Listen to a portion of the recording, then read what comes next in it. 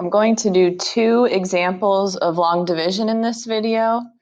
So this first one, I'm going to divide x squared plus 10x plus 16 by x plus 2.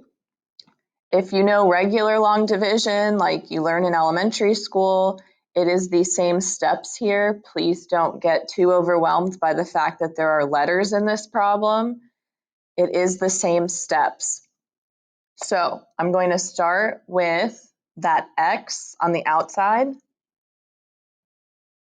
And I'm going to figure out how many times does x go into x squared.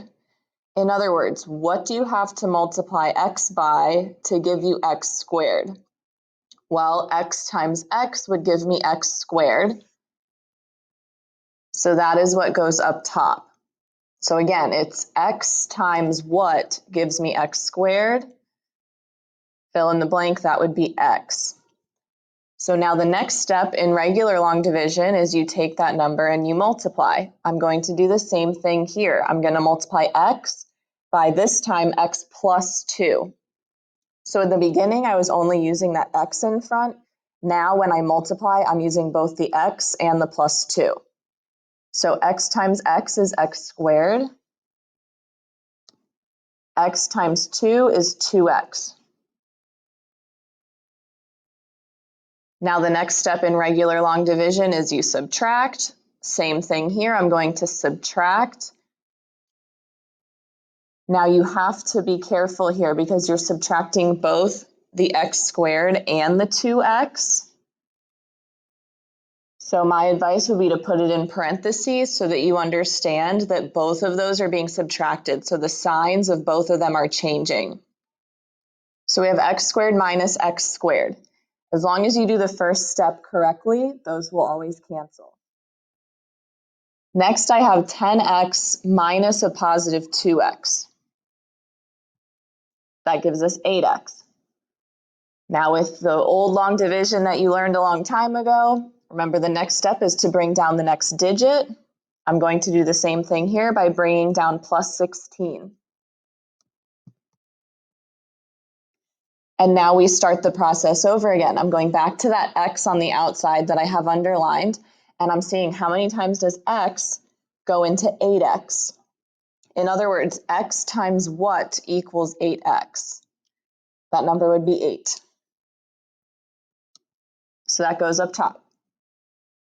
Now we start over. We have the 8 up top. I'm going to multiply that by the x plus 2. 8 times x is 8x. 8 times 2 is 16. Now we subtract. And remember, we're subtracting the whole thing. So it's 8x minus 8x and 16 minus positive 16. Now that's going to equal 0.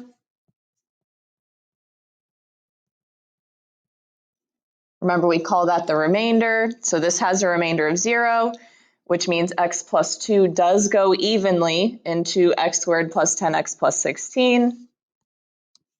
Our answer is x plus 8.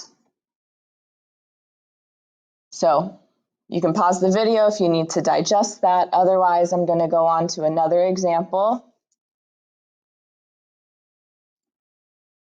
Now for this one, I wrote on here that every exponent must be represented.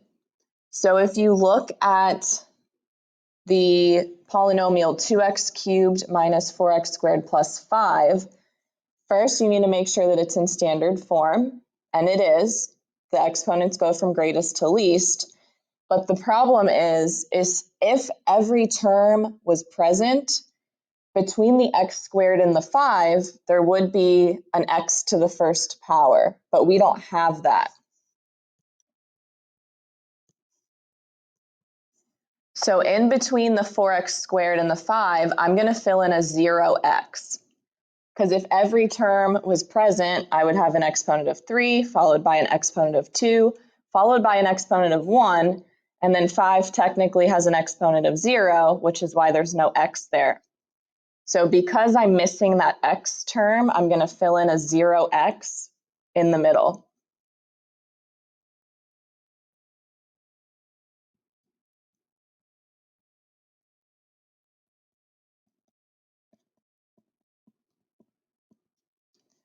this is very important that you put the 0x there. If you don't, your final answer is going to be wrong. So it's really important that you check that your polynomials are in standard form and that you don't have any missing terms. And now I'm going to do the same thing I did in the first example. I'm going to start with that x in the front. And I'm going to figure out how many times does x go into 2x cubed. In other words, x times what is equal to 2x cubed? The answer would be 2x squared. Now you take that 2x squared and you multiply it by the x minus 3.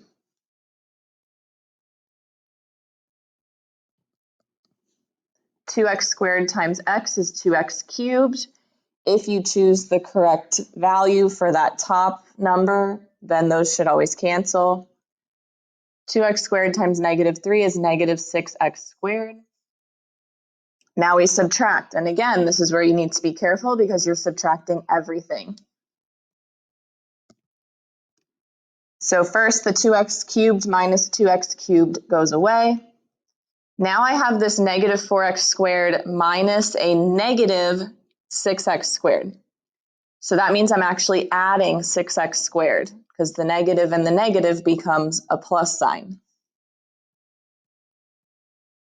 So again, I have negative 4x squared plus 6x squared, which gives me a positive 2x squared. Just like before, I bring down my next term. And I start all over again. Now I want to know how many times does x go into 2x squared. In other words, x times what equals 2x squared? That would be positive 2x. Now we multiply 2x times x minus 3.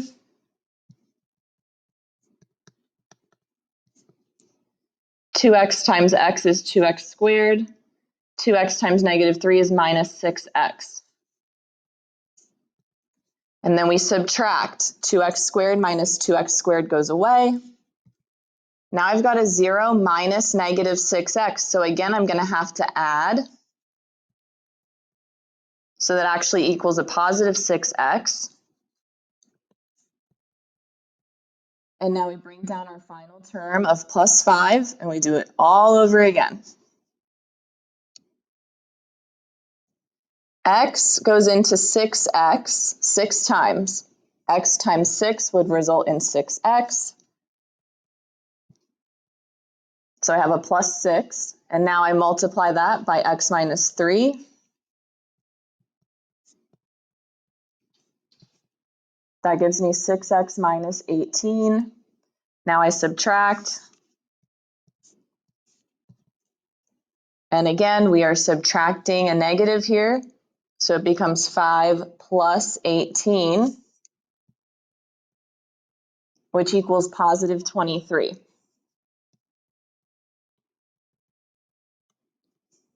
I'm sorry, I wanted to write that quickly. It looks terrible, but that says remainder. Now, the way that we write this is we have 23 left over out of the x minus 3 that we were dividing by. So the way that you're going to write this is plus 23 over x minus 3.